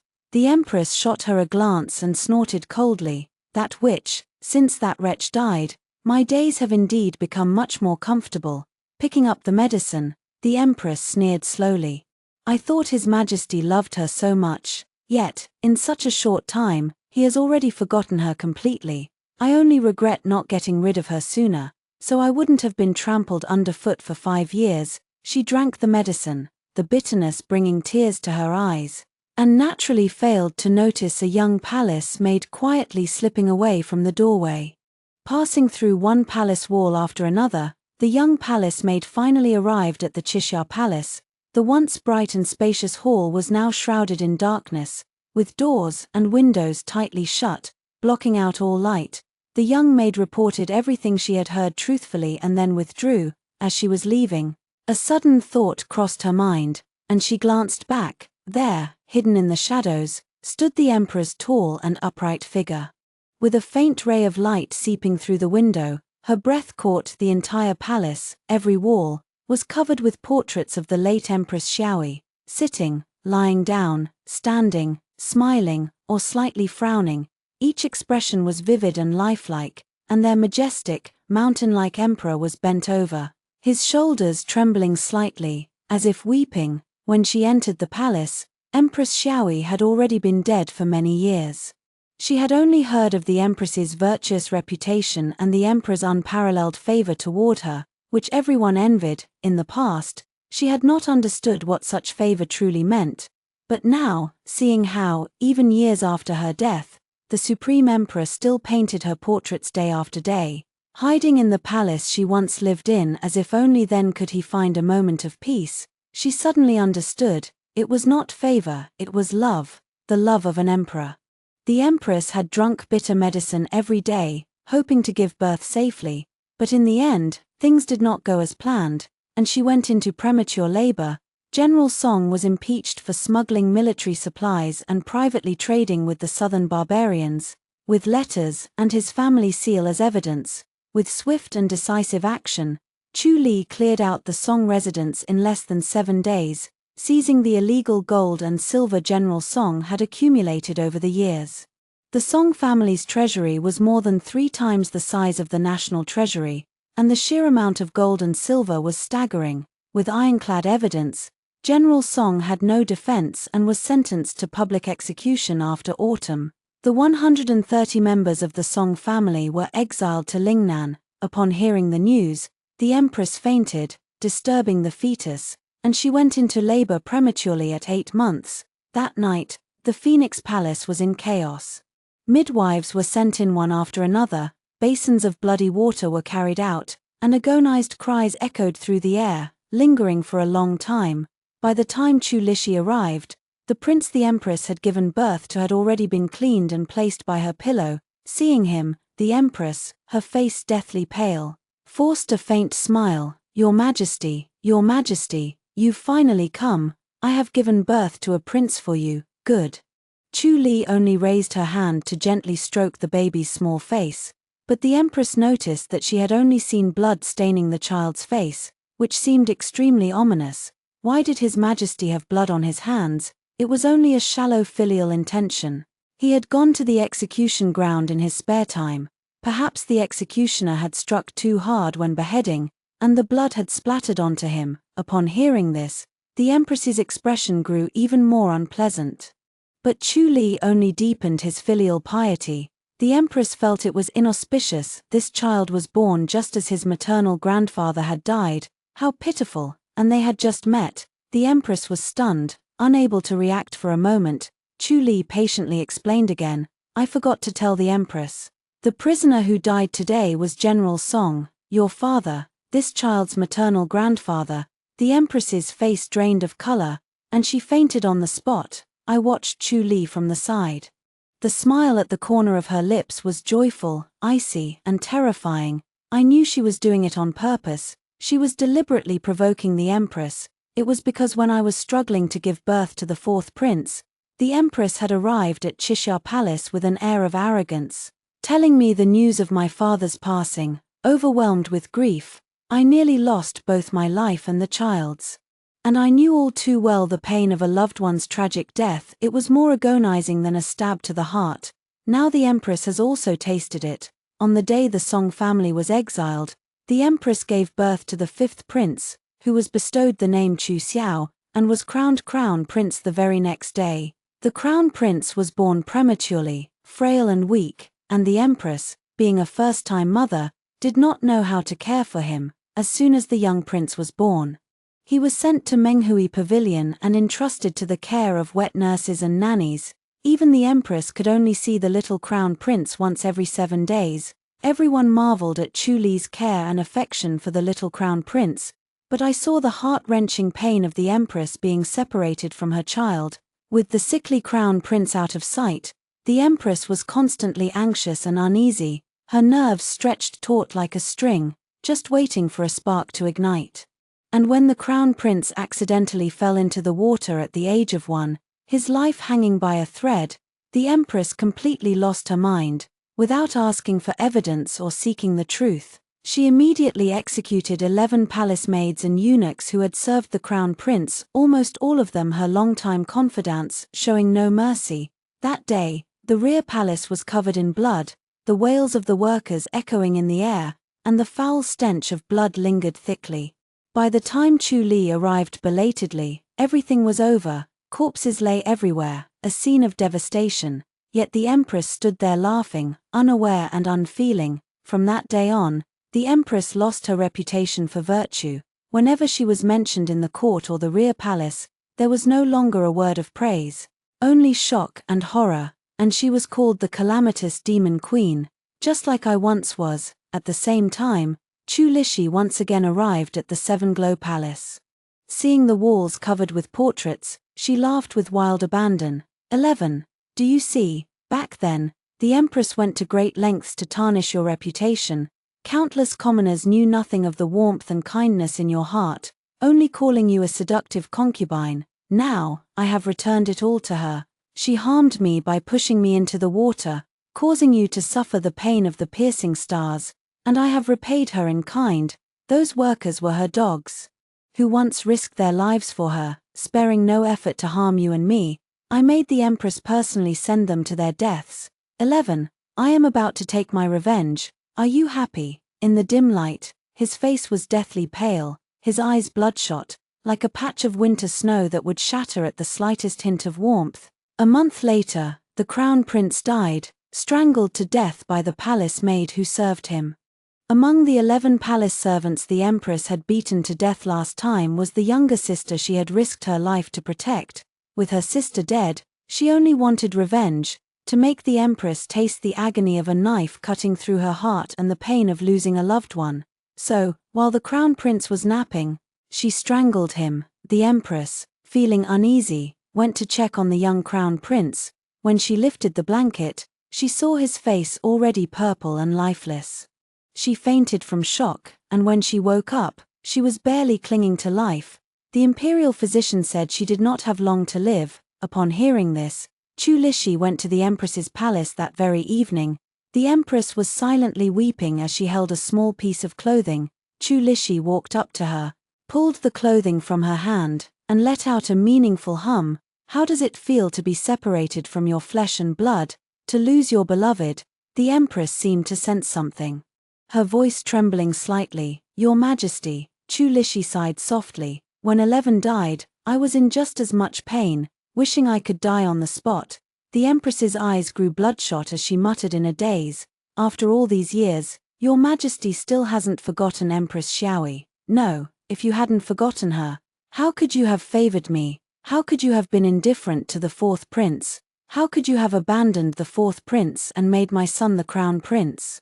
All of this was your design. Her face turned deathly pale as she gasped for breath, struggling to hold herself up. Shen Ming was already at death's door, yet she glared at Chu Lishi with wide, furious eyes, desperately seeking an answer. Chu Lishi looked at her with composure, not speaking but silently confirming it.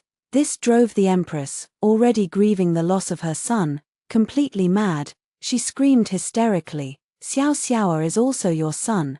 How could you be so heartless, my son? Chu Li only smiled, lightly raising her hand as a black-clad guard entered and knelt on the ground. Does this person look familiar to you, Empress? The Empress's face changed drastically. I don't know her. Chu Li sneered twice, sighing slowly. You've been intimate with him here countless times. After being intimate in bed, you turn cold and deny everything once you're off it. Are you really so heartless, Empress? You know, the Empress widened her eyes in shock. Chu Li smiled and nodded. Her eyes filled with excitement. Of course I know. Not only do I know, but I was the one who arranged him for you. Otherwise, who would have pretended to be me, indulging in intimacy with you night after night? You. The Empress trembled. Chu Li seemed to have seen enough of her miserable and desperate state. She grabbed her throat, her gaze as cold as a blade, sending chills down the spine. I only ask you one thing. Where is Yao's body, at this moment? The Empress finally understood everything, seeing clearly a conspiracy that had been meticulously planned since Chu Li returned victorious from the campaign, and since the death of the crane demon. Her voice hoarse and tears streaming down her face, she said, So you discovered the body long ago? No. You've been silently enduring all these years, pretending to dote on me with all your might, making me truly believe I had deceived everyone. Then you seized my brother's mistakes and punished him severely, forcing me to beg you for mercy. You deliberately spoke those words of granting a general amnesty to make me tempted, and then sent him to seduce me, making me commit a mistake. I gave birth to Xiao, and though you knew Xiao wasn't your own, you pretended to crown him as the crown prince because you never intended for him to truly grow up. You just wanted to use Xiao to make me suffer, so you could avenge Yao, am I right? Everything was designed by you. Chu Li only stared at her coldly, not even wanting to say a word to her, but this completely enraged the Empress. She laughed hoarsely twice and suddenly said, Do you want to know how Yao died? On the day I poisoned him, I broke his limbs and forced the poison down his throat. He was vomiting blood, in so much pain he couldn't speak.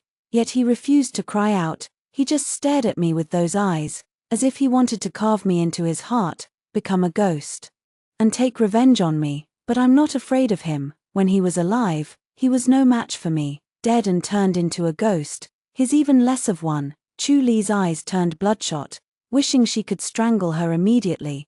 But she couldn't, she still didn't know where her beloved's body was. The Empress seemed to sense her hesitation and smiled even more wantonly. You've gone to great lengths to find out where the crane demon's corpse is, but I won't tell you, you will tell me. Chu Lishi, however, released it and meticulously wiped her palms with a handkerchief, lowering her gaze. Her disgust was evident, because if you don't tell me, I will reveal Sean's true origins to the world. A bastard doesn't deserve to be buried in the royal mausoleum even in death. He'll be tossed into a mass grave, left to be devoured by wild dogs and wolves. You care so much about your son, do you want him to have no peace even after death? The Empress never expected Chu Lishi to be so ruthless. She suddenly lunged at her, crying and screaming, Chu Lishi, you beast, you monster. He's not even 2 years old, how could you be so heartless? Chu Lishi merely glanced down at her from above, her eyes dark and hollow. My 11 was only 23 when she died, and she was pregnant with a child, when you killed her. Why didn't you ask yourself if you were heartless, if you were a beast? As she spoke, she glared fiercely at the Empress, grinding her teeth so hard it seemed sparks could fly. Her voice was almost squeezed through her clenched teeth. The Song family wanted military power, and I gave it. You wanted the position of Empress, and I gave it. But all I wanted was 11, just my wife. Why wouldn't you give her to me? Why did you have to kill her? Why? The Emperor's anguished questions, tinged with the blood of a tragic death, echoed through the grand hall, like a phoenix weeping blood. Its cries filled with broken despair. Since ascending the throne, Chu Lishi had reclaimed lost territories, brought peace and prosperity to the nation, and earned the respect of officials as a wise and benevolent ruler, while the people revered him as a god of war on the battlefield. Yet no one knew that the all-powerful emperor, who possessed everything, would willingly give it all up just to bring his wife back to life. Without her, everything was in ruins. The Empress had never seen Chu Lishi look so terrifying. She was completely stunned, only to be grabbed by the neck and thrown to the ground by Chu Lishi. I'll ask you one last time, where is 11? The eyes staring back at her, so close, were like those of a vengeful ghost. The Empress could no longer hold on. crying and screaming as she uttered her final words. Deep within the peach blossom grove, beneath the Jade Invitation Terrace, lies the Imperial Invitation Terrace. That is where Chu Lixi and I first met. Over the years, Chu Lixi has come here countless times, doing nothing but standing quietly and gazing, as if she could find a moment of peace. It turns out it wasn't an illusion. The wind that blows carries the gentleness of my wife. All because my corpse is hidden here. My corpse was dug out by Chu Lixi's own hands. Now, nearly 3 years since my death, my body has long since decayed into the earth, my face unrecognizable, yet the scent of blood lingers to this day. The corpse is covered from head to toe in red characters, eerie and terrifying. Chu Lixi had the Empress brought before her and demanded an explanation. The Empress, in a state of madness, laughed and cried hysterically, saying, "This is the blood of a butcher. If a person's body is covered in butcher's blood after death, their soul will never find peace, doomed to vanish into nothingness." Watching from the side, I finally understood why my soul had lingered after death. It was all because of the Empress. She hated me to the core, and even in death, she refused to let me rest. I should be grateful to her, for without her, I wouldn't have been able to stay by Chu Lixi's side or witness her avenging me. But these words only pierced Chu Lixi's heart like a knife. How could she have imagined the Empress's cruelty, ensuring that her beloved would never find peace even after death? Overwhelmed by rage, Chu Lixi suddenly coughed up a mouthful of blood. The blood dripped from between her fingers, causing a panic among the workers. But the Empress only laughed more wildly. "So, Chu Lixi," she taunted, "perhaps your beloved is still here in this courtyard, watching you. He's seen you kill so many. Do you think he's afraid of you?" With that, she broke free from her restraints and burst into maniacal laughter. The Empress had gone mad. This was the consensus of everyone present. A gust of wind swept through, scattering peach blossoms across the ground. The fragrance of the blossoms felt strangely eerie in that moment. Recalling the Empress's words, the workers near the corpse couldn't help but shrink back in fear. Only Chu Lixi remained calm. Her gaze fixed on me, she reached out and gently wiped the dirt from my face, as if I weren't dead but merely asleep. Unwilling to disturb my peaceful slumber, she cradled me gently in her arms, tears mingling with her smile, her voice soft and tender. She didn't say it, but she knew, my beloved, who loved me so deeply, would never fear me. Step by step, she carried me past the layers of workers, through the towering red walls, startling a flock of sparrows into flight. Leaning close to my ear, she whispered softly, "My love, don't be afraid, your husband is taking you home. Chu Lixi only invited eminent monks to cleanse the evil curses from me day and night in the palace, helping me pass on to the afterlife. He never believed in such things. Even the protective talisman I sought for him, which he treasured deeply as a token of my affection, he couldn't help but laugh and say, if a protective talisman could truly ensure safety, so many soldiers wouldn't have died on the battlefield." I would get angry at his nonsense, and he would tilt his handsome face, charming me into softening, gently calling me, "Madam 11, forgive this humble one." His words would make me blush, and I would pinch his ear hard, seeing him pretend to be in pain. Gritting his teeth and grimacing, my anger would melt away, and I'd laugh. But now, he truly believes the Empress's words about lingering spirits and being unable to pass on. In front of everyone, he says I loved him deeply and was never afraid of his bloodthirsty nature. Yet in reality, he suffers from nightmares every night, waking up in terror. His face is as pale as paper, drenched in sweat, trembling all over, his eyes vacant and dull, muttering unconsciously, "Don't be afraid of me, 11, don't be afraid." My fear has become a nightmare, haunting him day and night. Watching him, my heart feels as if it's being sliced by a knife, inch by inch. In unbearable agony, I sit beside him, reaching out to gently touch his face, trying to smooth his furrowed brow. I want to tell him, "Chu Lixi, I was never afraid of you. Everything you did was for me, I know." But even as we sit so close, we cannot communicate, nor can we comfort each other. It is a distance that feels both near and far, so close yet unreachable, helpless and beyond remedy. Perhaps the mantra for passing on is truly taking effect. As I feel my body growing lighter and more transparent, But I don't want to pass on, I only want to stay by Chu Liji's side. Yet I cannot control the periods of slumber. Often, I wake up to find half a month has passed, or even half a year.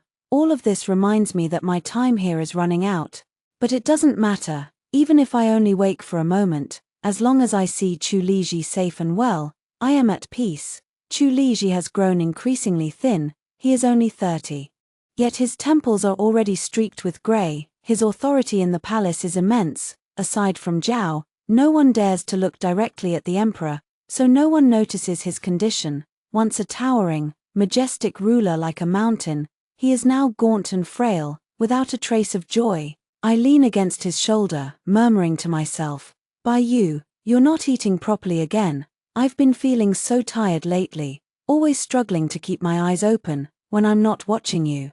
I'm sure you skip meals again, right?" Chu Liji remains focused on reviewing memorials. After all these years of him hearing me speak, I've long understood the truth, but I can't help thinking, Chu Liji, you loved me so much, how can you not sense my presence? It seems she didn't love me deeply enough. Next life. I'll settle the score with him in the next life. Lost in thought, I drifted off to sleep again, not knowing when I opened my eyes, I was awakened by a call close to my ear. 11 and 11, when I opened my eyes, I saw a young, handsome face that felt somewhat familiar, but perhaps I had slept for too long, my mind was blank, and I couldn't remember anything. I tilted my head to look at her, and the man looked back at me seriously, patiently waiting for me to recall, yet, as I gazed at him, all I wanted to do was cry, and so I did. I remembered everything. I carefully called his name, Chu Lishi, no. Chu Lishi, but he shook his head and corrected me earnestly. 11, you should call me Baiyu or husband. He always loved to tease me, and I would laugh every time. But in the next moment, I suddenly realized something and grew extremely worried.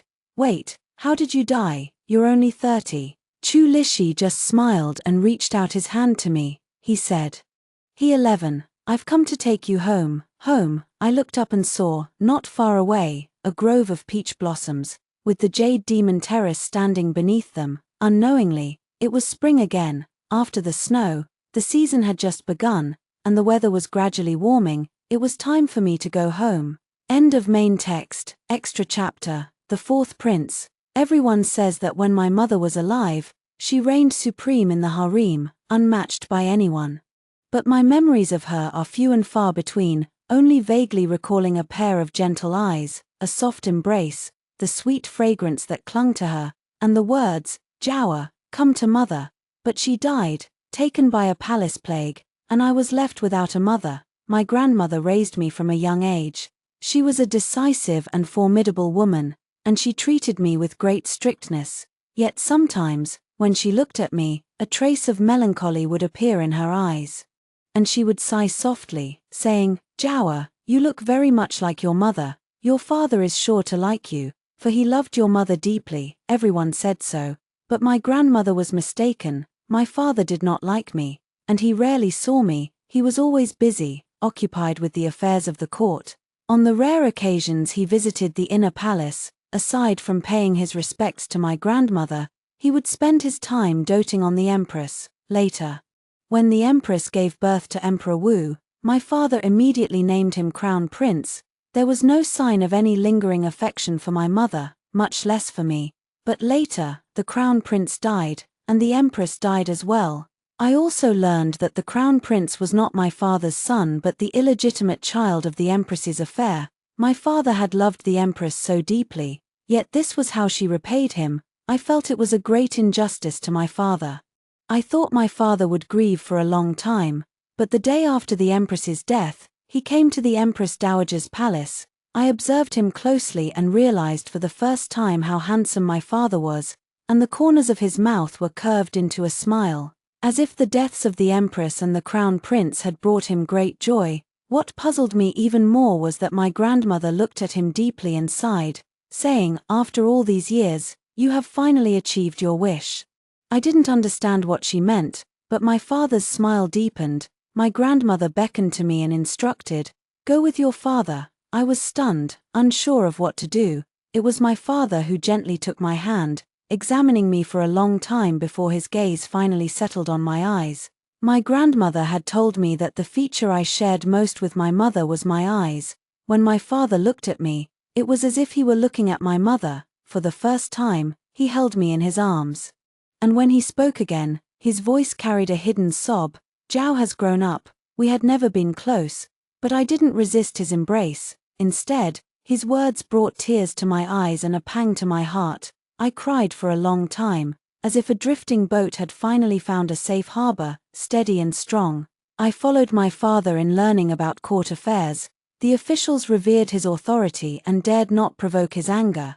In the past, only my mother could persuade him, but now only I remained. Others had once asked me curiously why I wasn't afraid of him. I thought about it but said nothing. To them, the emperor is their sovereign, but to me, he is just my father. He often tells me little stories about the past with my mother. When your mother was still here, you were just 1 year old, you loved to cry, sleep, and cling to her, refusing to let go even when you fell asleep. I was about to go off to war, and your mother was anxious to sew me a set of undergarments before I left. In her helplessness, she could only cut off a piece of her own clothing for you. Later, she used that piece of fabric to sew you a cloth tiger for you to hold while sleeping. Look, this is it. He handed the cloth tiger to me. Many years have passed, but you can still see the tight, meticulous stitches, each one a testament to a mother's love for her child. I held it and looked at it, only realizing its significance later. A heavy, dull ache stems from a bond called mother. After all these years, I finally realized that the gentle empress in my memory has long since passed away. No one will ever hold me in their arms again, and no one will ever have the scent of a mother. I began to feel a strong curiosity about my mother. How did you and my mother meet? My father was taken aback for a moment, then set down the memorial and said softly, "We knew each other since childhood. She was the youngest daughter of the He family. The He family was a powerful clan. And at the time, the Empress Dowager wanted to betroth her to the Crown Prince, but she refused. She told the Empress Dowager that she would either shave her head and become a nun or marry me as my wife. The Empress Dowager was furious but feared his military power, so she had no choice but to let her marry me. She married me at 16 and followed me to my fiefdom at 17, enduring oppression from the Empress Dowager and constant provocations from the southern barbarians. She suffered greatly, and your eldest and second brothers couldn't survive and passed away during that time. Later, the Empress Dowager imprisoned the previous emperor and seized control of the court. I joined the He family army to march on the capital, fighting for a full 6 months before we arrived. At that time, your third brother was already 2 years old but fell into the hands of the Empress Dowager and was brutally killed. She endured immense hardship after marrying me, suffering the heart-wrenching pain of losing 3 children, yet I couldn't even make her empress. I once thought of giving up the throne without a second thought. I just wanted to spend my whole life with your mother, and that would have been enough. It was your mother who stopped me. She said, "Truly, you are the emperor, this is your responsibility. I don't care about being empress, all I care about is your sincerity." She said this, but I knew she cried countless times in private. The officials all said I spoiled your mother too much, but they didn't know that it was your mother who kept making concessions, compromising step by step for my sake. No matter how much I doted on her or loved her, I felt it could never make up for what she endured. By the end, she was sobbing uncontrollably, tears falling drop by drop onto my neck, scorching hot, filled with regret and an intense longing. When I was 8 years old, my father's nightmare condition had become so severe that he could no longer sleep peacefully. After waking in terror, he would remain sleepless for the entire night. Its progression was a chillingly rapid one. My father often stayed in the Chishya Palace, which was my late mother's former residence. When I went to visit him, I saw him growing weaker day by day, until he finally fell ill and was confined to bed. It was then that I realized the man who had once been able to lift me effortlessly now lay in bed like a pine branch on the verge of snapping. At times, he would fall into a deep, unresponsive slumber. At other times, he would drift in and out of consciousness. The entire hall was filled with the strong scent of medicine. When he saw me, he struggled to sit up. I smiled and spoke to him. telling him about the amusing things that had happened that day, discussing political affairs at court, and even asking about the past. But my father no longer had the strength to reminisce. My father remained silent for a long time.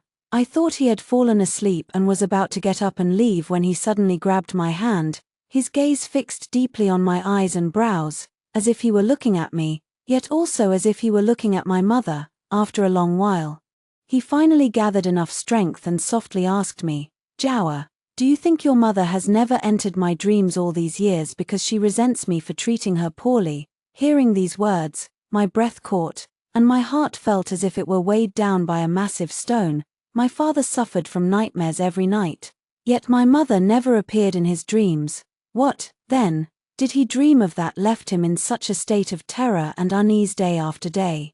I dared not think about it, nor could I imagine it. Looking into his shattered and sorrowful eyes, I could only tremble and tightly grasp his emaciated hand, earnestly saying, "No, father, mother loved you most dearly. How could she resent you?" I spoke slowly and clearly, unsure whether I was trying to convince him or myself. When I left the Xianxia palace, my heart remained unsettled. In a daze, I glanced back. The vast Xianxia palace shimmered brilliantly under the sunlight. Its red bricks and green tiles both majestic and enchanting. Yet my father had sealed the windows, allowing not a single ray of light to penetrate and fall upon the hall. He had locked away the Xianxia palace and, in doing so, had locked himself away forever. Suddenly, I remembered my father's last words. A smile curled at the corner of her lips, tinged with an inexplicable melancholy, as if she had truly seen my long-missed mother in the darkness. He said, "Yes, no one loved me more than he did. I miss your mother. I really miss her." I couldn't persuade my father to keep living. For him, living might have been more terrifying than dying. I only thought, if my mother truly had a spirit in heaven, it would be good for her to enter my father's dreams and reunite with him just once. And so, my mother took my father away. Once again, in the dead of night, in a dream, my father, the physician, bid farewell to the late emperor, to the Empress Dowager, and to his own wife. His tears had long since dried up, yet when it was his own time to depart, he was smiling. I believe she must have seen my mother, perhaps still looking as they did at 16, just after their wedding. Nothing had happened yet, nothing had begun, one handsome, the other gentle, childhood sweethearts. A match made in heaven, destined to grow old together. After hearing the story above, what are your thoughts? Feel free to share your opinions in the comments section. Looking forward to hearing from you. If you liked this story, don't forget to like it, share it, and subscribe to my channel. See you next time.